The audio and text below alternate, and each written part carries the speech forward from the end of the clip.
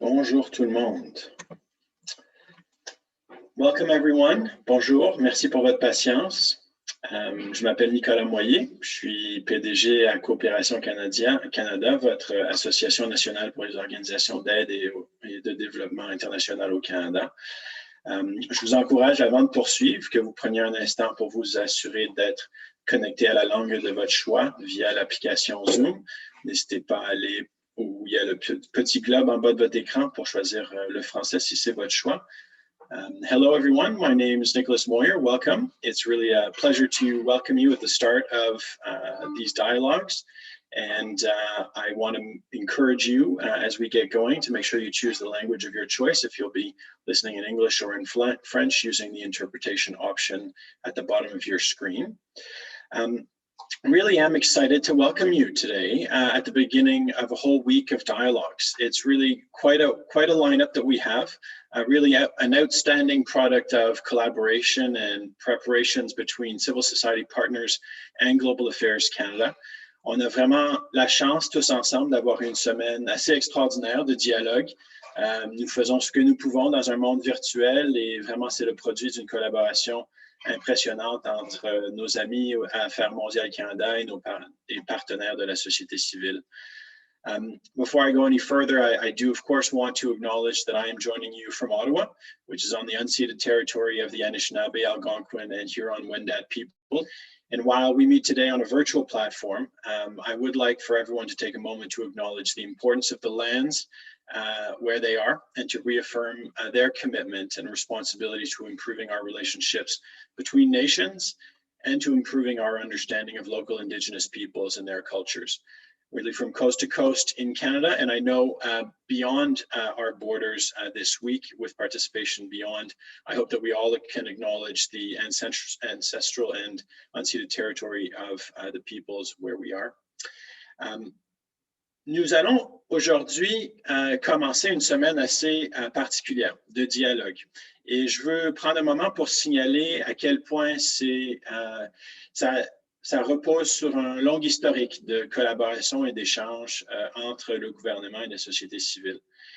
Cooperation Canada and Global Affairs Canada deeply value the time that we spent investing in our shared knowledge and exchange of ideas. We do this a lot, and we're doing it this week.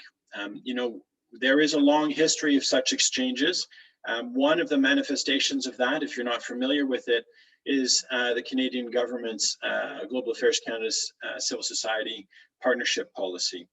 It's the outcome of a lot of contributions from civil society partners and initiative within the department to define the parameters for collaboration between civil society and Global Affairs Canada.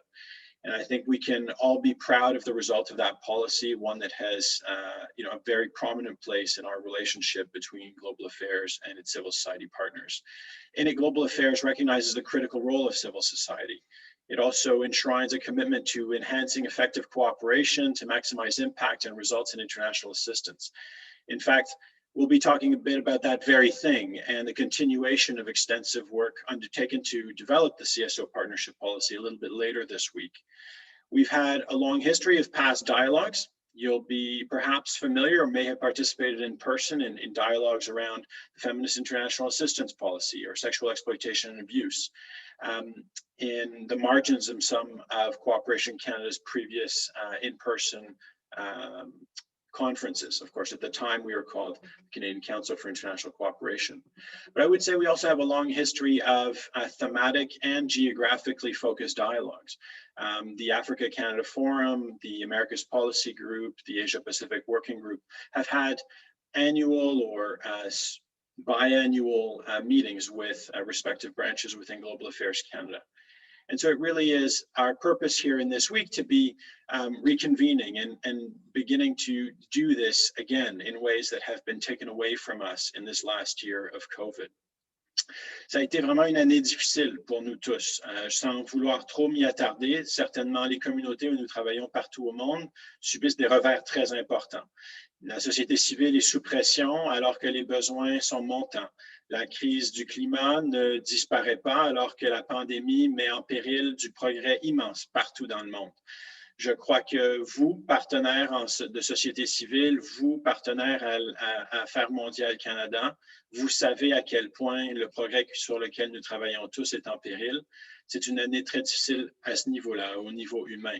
C'est aussi une année difficile pour nous dans le travail que nous faisons. Nous sommes défiés dans nos méthodes de travail, dans nos approches programmatiques, dans nos modèles d'affaires. Et en même temps, on est enfermés, plusieurs d'entre nous, chez nous. Et donc, on doit s'occuper de soi et des personnes autour de nous de façon très différente.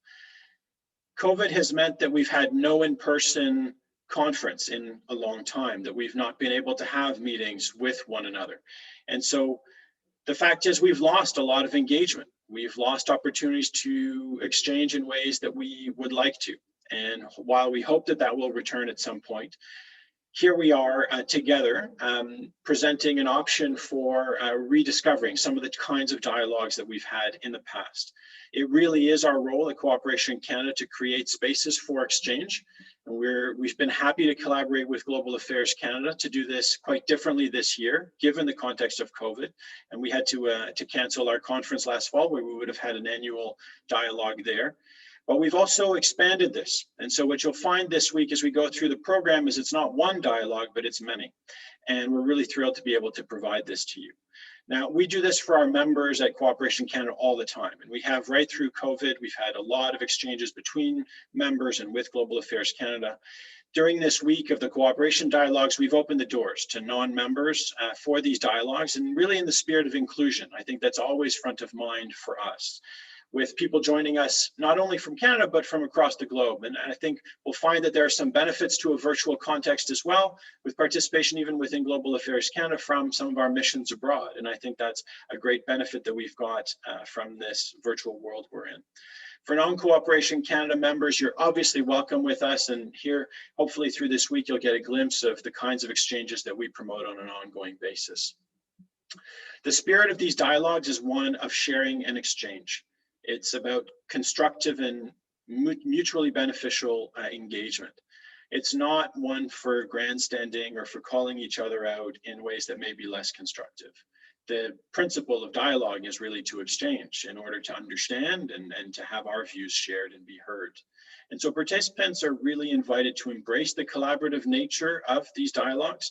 Unlike an advocacy or a campaign platform, perhaps, that you might want to take on for the promotion of institutional priorities, cooperation dialogues that we're having here are really sessions intended to foster that exchange, cross-institutional understanding and collaboration among very diverse actors. Now, that's going to be challenging for us in a virtual context, and we are really impressed with the level of engagement. There are hundreds and hundreds of participants for each of our sessions this week. Many have registration over 300 participants. That does require that everyone be careful about how they engage with one another. And so you'll have noted in the event package that was shared with you that Cooperation Canada has shared in there a code of conduct. We do really expect you all to naturally believe the same things that we do that are in there, that you agree to joining a space that is safe and respectful and inclusive in this virtual dialogue that we're having. The code of conduct, it applies to all session organizers, speakers, and participants within all of the sessions, in addition to communications related to these sessions. Now, of course, it's a virtual context, and so you may choose to take images, or maybe you're engaging on social media. But one of the things that's really important for us to have a constructive dialogue is to know that this goes by Chatham House rules. And so what does that mean? That means that participants should refrain from sharing individual and specific information beyond the confines of the dialogue itself. Don't identify others, whether that's in social media or that's in a report that you're sending elsewhere. We want to be able to be transparent and open together, and that's one of the ways that we'll be able to do that.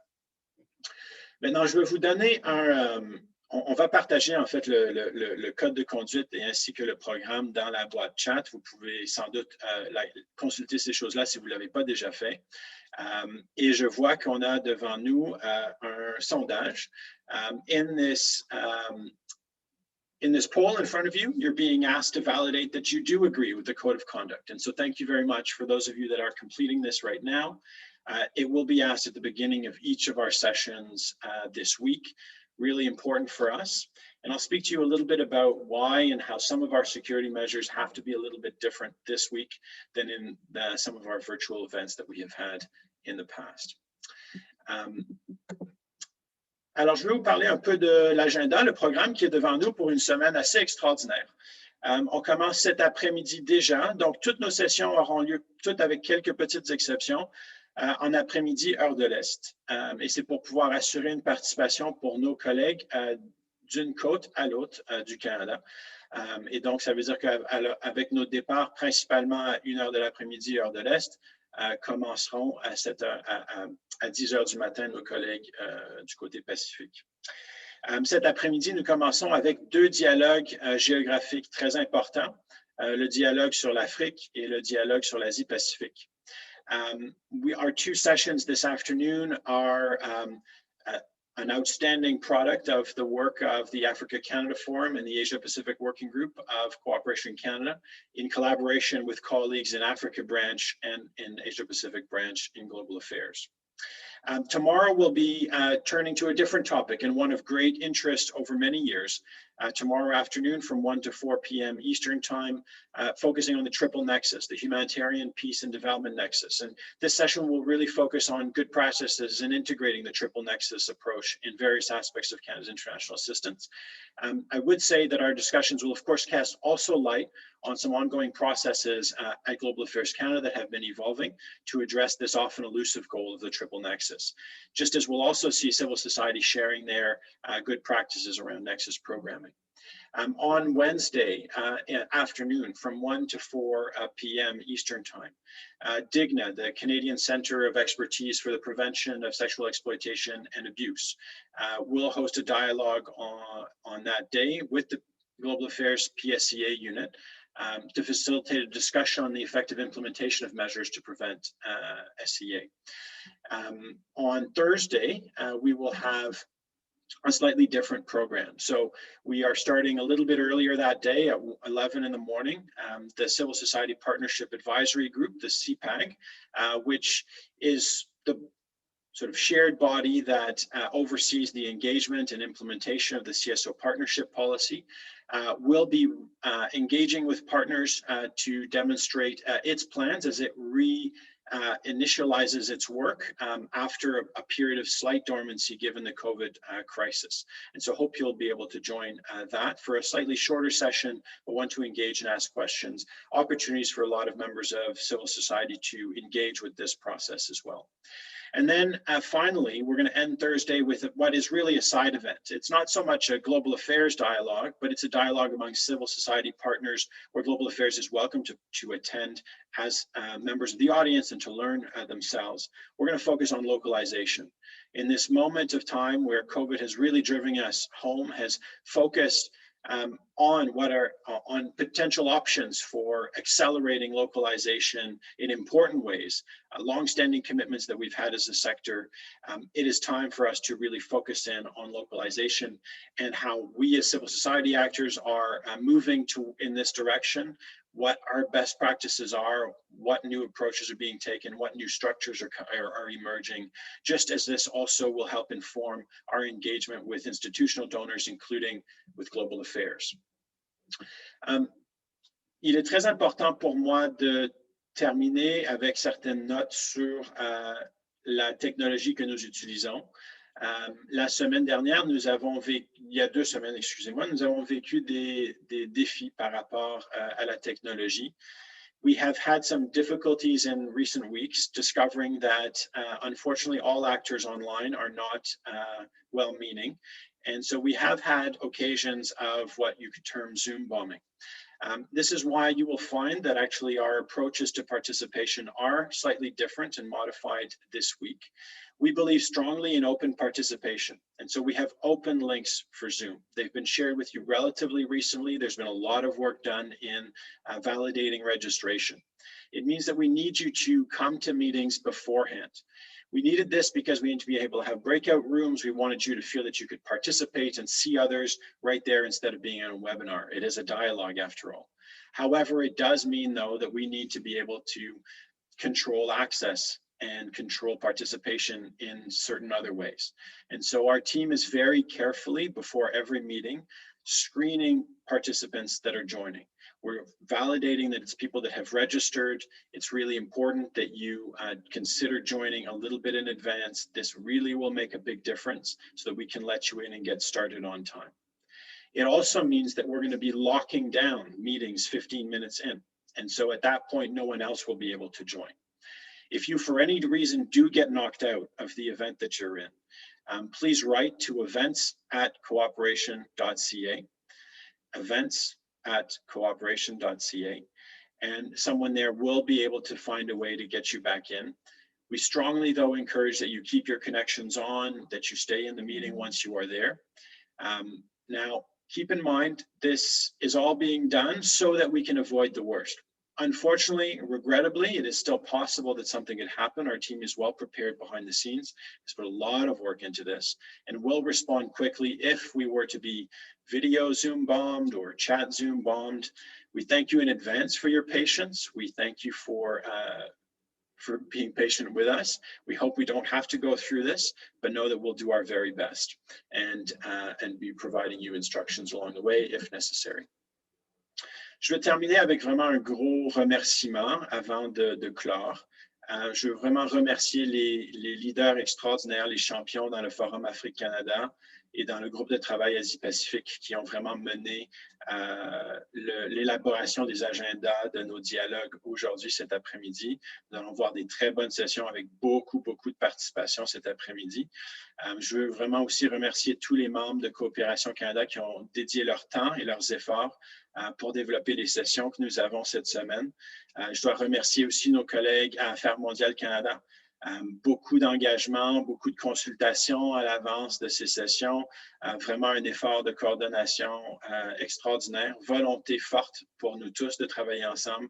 On les salue pour leur participation, sans laquelle nous n'aurions pas nos dialogues cette semaine, incluant leur contribution spécifique pour l'interprétation. Donc, sans l'interprétation, nous ne pourrions pas parler dans la langue de notre choix en français et en anglais. Donc, un gros remerciement à Affaires mondiales qui couvre ces coûts pour nous aujourd'hui. And I can go no further without, as we go through this week, everything that you see is the outstanding product of amazing individuals within the Coopération Canada team and at Global Affairs Canada that have worked together to figure out the details and the plans and the programs of what you're going through. You know, everything that we do together, always in a virtual setting like this, requires a lot of planning, and my hat comes off to them, and thank you so much for your work in advance. Now, really what it comes down to, and we don't want to keep you long for this opening session, is just make the most of these dialogues, be engaged, join us, be there. If you have questions, you know how to reach us, and use the events@coopération.ca email. We hope that you enjoy this, and we look forward to your feedback. Thank you so much.